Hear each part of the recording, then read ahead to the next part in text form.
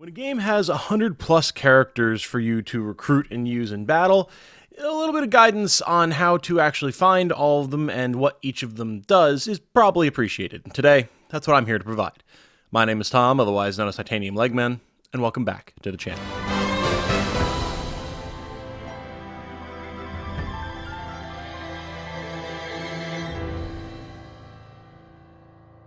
Hello everyone, if you enjoy what I do, my coverage of various different RPGs, strategy RPGs, the gaming sphere in general, guides, commentary, news coverage, all that type of good stuff, a like on this video and a subscription to the channel would be very much appreciated. Thank you so much. As a quick point of order today, before we jump into discussing the first 10 recruits that you get in Eiyuden Chronicle, where you can find them and how to use them / how they work, I just wanted to get this out here. I won't be streaming any more Eiyuden Chronicle here on the channel, in case you missed it in the last stream. I just, unfortunately, don't have the time to stream it regularly. It's just not something that I can fit into the schedule right now, especially with how big of a game it is. However, we're not just dropping the game entirely. I have a plan. I have started a second channel, Titanium Legsman, not Legman, Legsman. Just an added S in there, where I'll be putting off-brand content, traditional Let's Plays, experimental stuff, that type of thing going forward. Eiyuden Chronicle will be continuing its entirety there, picking up from the streams where they left off. By the time you're seeing this video, there will be at least 2 episodes up already. I will then add the stream VODs to fill in the gap, and we will continue until the end. My apologies if you were looking forward to more streams. I hope that this is a good way for me to do a better variety of content for y'all, while also being mindful of the algorithm here on the main channel.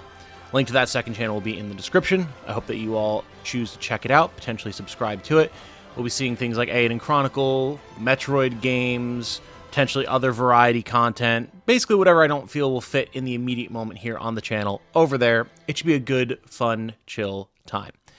Either way, I hope that I see y'all over there. And now on to the main topic. The first 10 characters that you can recruit in Eiyuden Chronicle. This is going to be a pretty easy one. I want to do a video for each set of 10 characters that I get in Eiyuden. So long as there's interest in this, then I will continue to do so. And seeing as how we are at the beginning of the game here and get a lot of characters handed to us for free, this should be a quick one. We will, of course, start off with Nowa, and then we will continue all the way through until we hit our 10, ending in Yume. That's right. Each time we bring up a character, there will be a little banner that pops up in the bottom left-hand corner of the screen that describes notable characteristics like what range their weapon is, what type of damage it does, and the general role that the character has. So you can get a quick snapshot of what you're looking at, and then we'll get into discussing them more in depth. So, let's start talking about Nowa. Nowa, of course, is one of our main characters and the starting character at the very beginning of the game, so obviously you're going to get him automatically. He is a medium-range fighter with a slashing weapon, and he is primarily focused as a physical attacker with balanced stats. His Rune of Swinging Slash gives him good single-target damage early for a fairly respectable 2 SP cost. He has the basic Defend command that allows him to absorb hits when needed, and he's best used from the back row to dish out damage to priority targets, or on the front row to snipe backline enemies, depending on what types of formations you're typically seeing in the area that you're in. Notably, he has 2 early combos, the Friendship combo with Sane to deal good slashing damage to all enemies for 1 SP, and the Senior and Junior combo with Lian, dealing big single-target bludgeoning damage that can crit for 2 SP. Not bad options at all. Pretty good for a starter character, if I do say so myself. Next, we have Garr, and once again, we get him automatically at the start of the game. He is another medium-range slashing weapon character, a physical attacker with balanced stats. Basically, a slightly inferior Nowa. Garr gets the Rune of Double Slash, which deals good damage with a 2-hit combo to a single target, this is slashing damage, and importantly, buffs Garr's physical attack for 3 turns after use. This does cost 3 SP, so it can be a little bit harder to use with regularity, but when you do and get that attack boost, it makes Garr into a pretty potent early game physical damage dealer. He also has the basic Defend command that allows him to absorb hits when needed, and he, again, is best used from the back row to dish out damage to priority targets, or on the front row to snipe backline enemies, again, just like Nowa. He does also have 2 early combo attacks. Mercenary combo with Sabine, dealing 1 enemy heavy slashing damage for 2 SP. And the King of Beasts combo with Jejina. These are both characters we won't be talking about in this episode, but these are characters you will get sooner rather than later, which deals 1 enemy heavy burning damage for 2 SP. These are definitely nice combos, and while Garr himself is a quite middle-of-the-road character early in the game, having 2 powerful hero combos like that and the ability to buff his own attack means that he can stay quite versatile and useful for the whole chunk of the game that I've played thus far. Anyway, he's not bad, he's versatile, the self-buff is nice, he's Nowa but worse, but that's not a bad thing when you're the main character, and the main character is pretty strong, so not too bad. Next up, we have Lian. Lian we also get automatically at the start of the game as part of the initial party. She's a medium-range grappler, a physical attacker with generally low early stats. Her Rune of Armor Piercing allows her to bypass an enemy's armor and deal damage for 2 SP. Not a bad choice. Not a ton of armor early in the game, but will get more useful as time goes by. Compared to our previous 2 entries, she has the Dodge command rather than the Defense command, allowing her to focus on evading attacks, increasing evasion for 3 turns, which is actually quite nice. You know, if you're using an entire command to use a defensive option, having an evasion buff for 3 turns as opposed to just taking less damage for 1 turn is actually quite nice, and it does mean that Lian can potentially be a little bit of an evade tank if you need her to. She does have an early hero combo, as we mentioned with Nowa, the senior and junior combo, deal 1 enemy heavy, possibly critical damage for 2 SP, and this is really Lian's only early redeeming quality.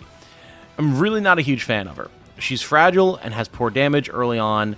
However, the ability to pierce enemy armor or break enemy armor is pretty good situationally. Again, early in the game, there's not going to be a ton of armor that you have to deal with, but when you do need to, it's nice to have her here. She really is a high potential candidate to get benched, or at least thrown into the attendant slot when you need to have her in the party for story reasons, because there's just better combat characters. That does mean that you won't be able to use the senior and junior combo, but at the end of the day, Nowa is a perfectly functional damage dealer by himself as well, so you don't really need this if you don't like having Lian on the team. Next, we have Mio, and now this is an interesting one. I think people are going to find this one to be a potentially contentious discussion. You again get Mio automatically at the start of the game. This is the last one of those, keep in mind. She has a short-range slashing weapon. She's a physical attacker with good magic and speed stats, which might seem a little bit contradictory, but we'll talk about that.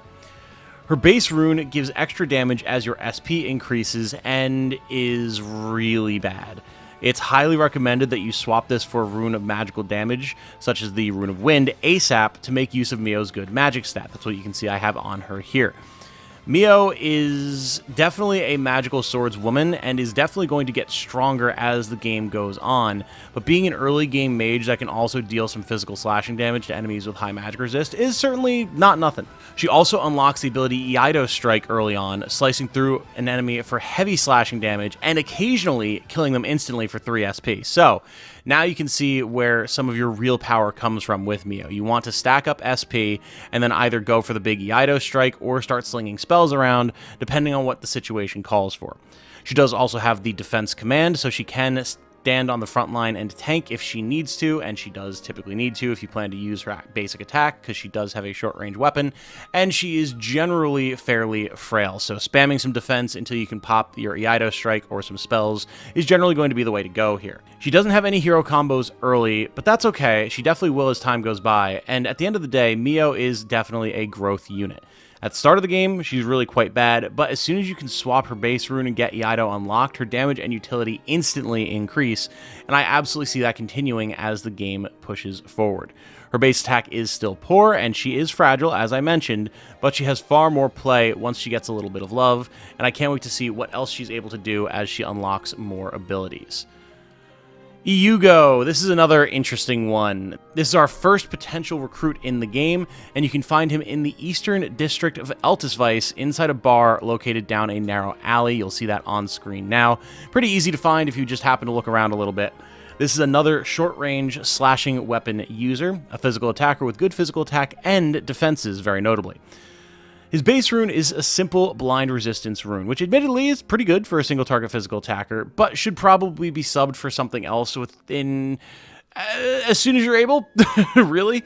He unlocks the Slash skill early, using all of his SP for one slashing attack against one enemy. The more SP consumed, the more damage. And this one does actually hit pretty dang hard if you're able to use it with a bunch of SP stored up.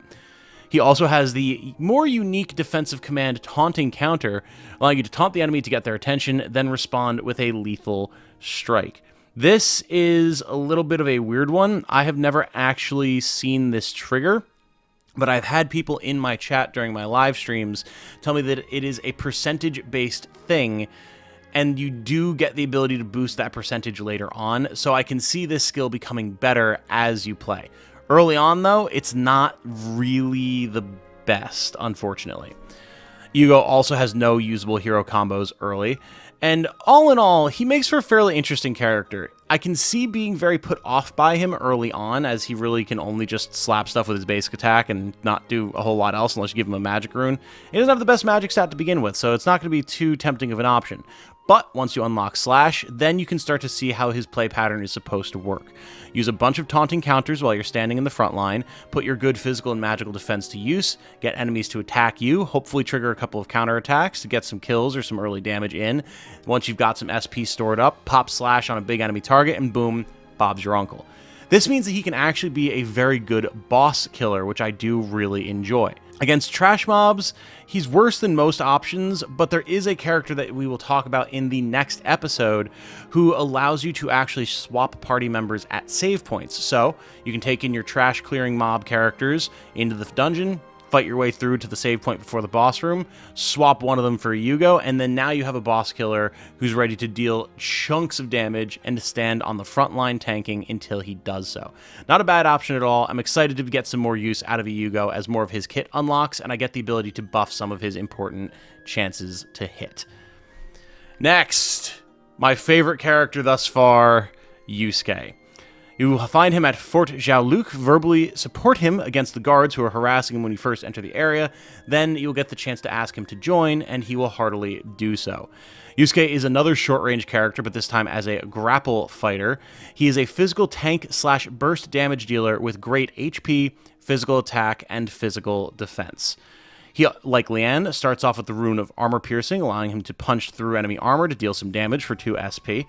And his charge-up command is where he really shows what he's capable of and what makes him unique compared to the other early characters that you're getting. Charge Up allows you to defend while stacking power to raise your attack for the next turn. This can be stacked 2 times. Now you might think, okay, so it's just a defense command that gives you extra damage on your next attack. That's already really good. The thing about Charge Up is it takes you from taking some damage to taking basically no damage the next time that you get hit. Single-digit numbers is what we're talking here with Yusuke. Once he starts to charge up, he will not take a beating at all, no matter what the enemy throws at him. It's insane. And you think, okay, well, it's then like, yeah, he'll deal like a nice little extra chunk of damage when he attacks. No, he's going to deal like 5 times the amount of damage when he next attacks. It is truly absurd. The amount of damage that Yusuke can put out, even just using Charge Up once, is kind of really disgusting. And it's a little bit of a shame for Iugo because Yusuke really does fulfill a similar role to Iugo as a frontline tank and boss killer, but is just way better at it with just his very base kit. Doesn't mean that you can't both have them in the same party together and then have them complement each other's skills. That's absolutely something that you can do. But Yusuke is like truly, really disgusting. He doesn't have any hero combos early, but like that's fine. He does not need them because he is easily one of the best early game characters.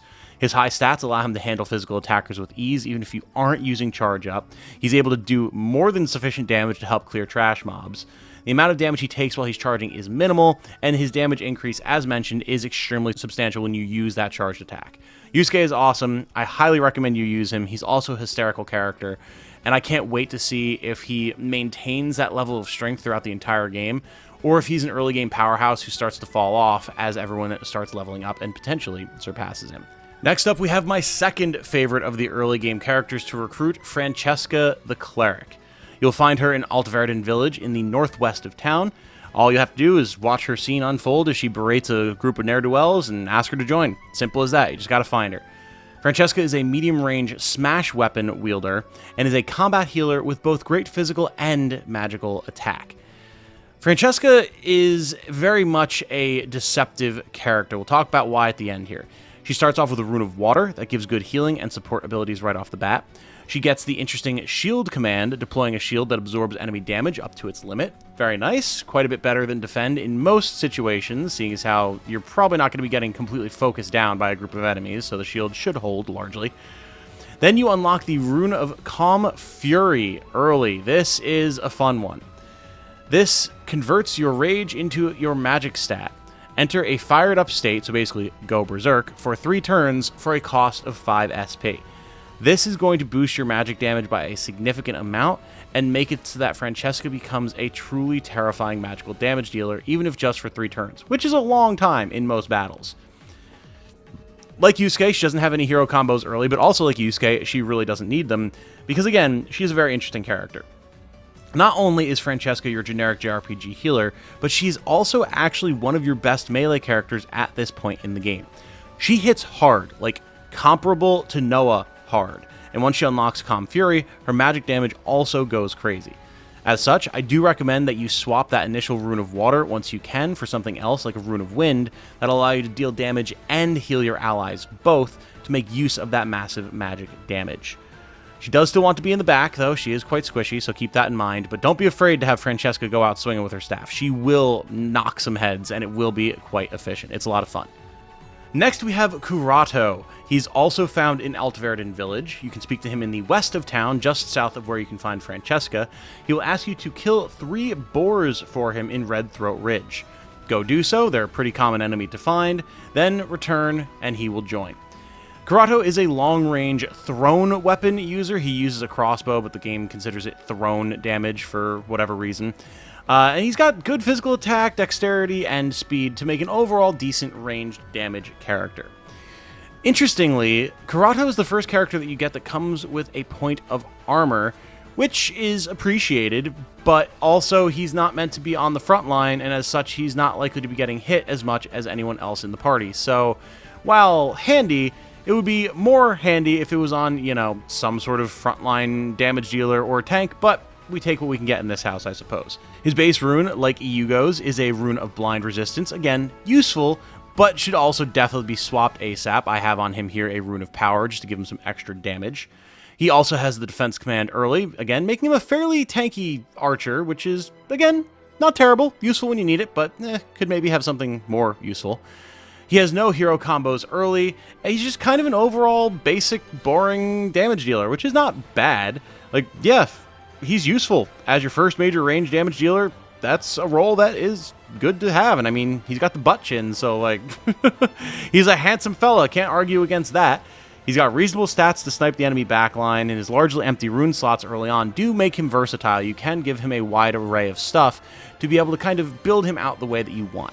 He doesn't have a particular type of strat like someone like Yusuke, but sometimes you just need a good general all-arounder that's customizable. Nothing wrong with that. Next up, we have Mellore. We will meet her in the Altusvice Plaza as you go to leave town for the first time, then again in Red Throat Ridge. You need to defeat the boss there with her, and then she will join up. Mellore is your first proper mage.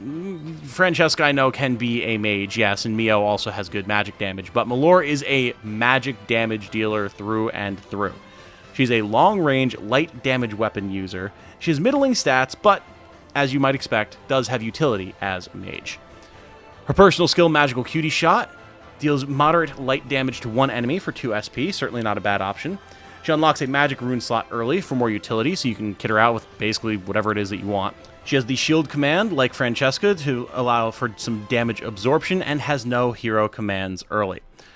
Mellore is pretty much your standard early game mage. Her stats aren't great, she's fragile as hell, but, I mean, you stick her in the backline to snipe dangerous backline enemies or big frontline targets, just generally be a magical damage dealer and have a good variety of spells, and that's pretty much that.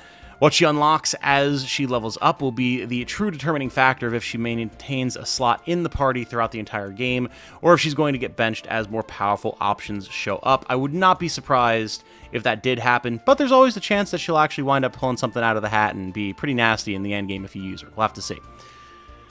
And finally, ending with not a bang, but a whimper, it is Yume. For Yume, you'll need to go to Verna Village, just inside the main entrance, and find an elderly woman.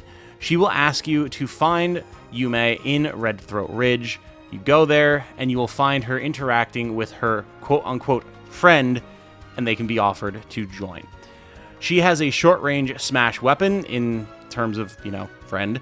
Very middling stats, and is unfortunately your first large unit, meaning she takes up 2 slots in the party. She has the defense skill to allow for damage tanking. She has no hero combos early. She doesn't have a particularly useful rune of any kind. Yume just kind of sucks, honestly. And yes, what a surprise, she's a literal child riding around some sort of demonic beast with no combat training. So yeah, she's not particularly effective. It's very likely that she'll grow into a more powerful unit with time, but early in the game, you have zero reason to use her, especially since she's taking up 2 slots in your party. Like, do yourself a favor and use anybody else. You will be glad that you did. And then you can always bust her out, get her some XP, and see what she unlocks as you go. I'm sure there's something there, but early in the game, she is just not worth it. Don't even waste your time. And with that, those are the first 10 recruits in Eiyuden Chronicle 100 Heroes. I'm already working my way through to getting enough recruits for the next episode, so I hope that you have enjoyed this one. Give me your feedback in the comments down below. Are you curious to see more of these videos? I know it's not a proper recruitment video, but I figured we're a couple weeks into the game being out at this point. People have already beaten it. They've already gotten full recruit every character guides, all that type of good stuff. So it's less about how to get the characters and more about how you can use them and what their designated roles are, which I figure people would be interested to hear my thoughts on and get a little bit of insight into. So let me know all that in the comments down below. And again, if you do find this interesting, you can check out the second channel where I will have the full playthrough of Eiyuden Chronicle up there as soon as I am able to get those pumped out for you. With that said, though, there's one other thing that I have to do here. It is, well, Sunday at time of recording, so I'm a little late, but it is the weekend, so I need to thank my supporters. This is something I do every week, although now that there's so many more people, I'm thinking of doing it every month. I have to put that to a poll to people to see if they'd be okay with that. But for now, it's every week, where I go through and thank all of my supporters on Patreon and my YouTube members. So, from Patreon, we have the following. Thank you to Caffeine System, Navi, Kejo, Christian Soto, Chris Muller, Yoking Haddock 67, Riley Thatcher, Firestorm 447, Stella Stallion, Faye Tail, Connor B, Jonathan Conley, Ryok Olivier, Darius, Zachary Tincher, Light B, Gryffindor, Tajian, True Mayhem, Holly, Ashbourne, X13, Greg Reinhardt, Mayo, Momo Cruz, Izzy, Renee Panu, Guts of Rivia, Skelton 2, Vantrust, Thought Spasm, Mateo Kovacic, Christian Kurz, Kevin Kurz, T-Force G, Heartland, Spatial Barley 55, Pika 3245, Andy, Davis Beta, Mr. Joe Cool, Dalton Robertson, Karen Gray, and Chris Hackett. Thank you all so much. It means the world. Seriously, having like a dedicated chunk of support and income that I know I can rely on every month as YouTube ad revenue fluctuates up and down helps immensely. Seriously, guys, thank you so much for the support. I hope I can count on your support for a good long time to come. And the same goes to my YouTube members, starting with Canadian Animator Guy, Tojo Jr., Luxor, Tenchi, Matthew Berry, King Tony, Light B, Midday Moonlight, Matthew Snyder, RJD, Michael Poole, Dre, Segno, The Game Reaper, Lost Knight, Joshua, Roctopudge, Retsu, Spatial Barley 55, Renee, Grim Tidings, Rena Habak, Mark, Ethan Holmes, Brunt89, David Vides, NordVPN, Zaragoto Channel, Louis Eduardo Victoria, Nepping Nepp, Crad Hunter, Andrew Havanik, Lucy Dracor, German, Fabio, Aldo Nova, Nirufa, Mingwei, J Lima 5, Arispe Matt, Say, Conrad, AVQ, The Great Raijin, Pristinely Ungifted 1, Captain Dimitri, Caffeine System, Dictionary, PBFGC, again, we're going to summarize that one as, Izzy, Joseph Tolivier, Dex K, Xavier Parker, Star Phoenix, Nerdy by Example, Icy 1025, Tadpole, Jorge Martins, Daniel J, Joel, Xylo 1111, and X13. It is a pleasure, as always, to have you all with us. Thank you again for the support, exactly the same as the folks over on Patreon. You guys make this job a lot easier to maintain, and I hope that I can keep putting out content that you guys find worthy of that support for a long, long time to come. That said, this one has gone on long enough. Again, my name has been Tom, otherwise known as Titanium Legman. Thank you all so much for watching. I hope you all have a good night. Stay safe and healthy out there. And remember, be good to each other.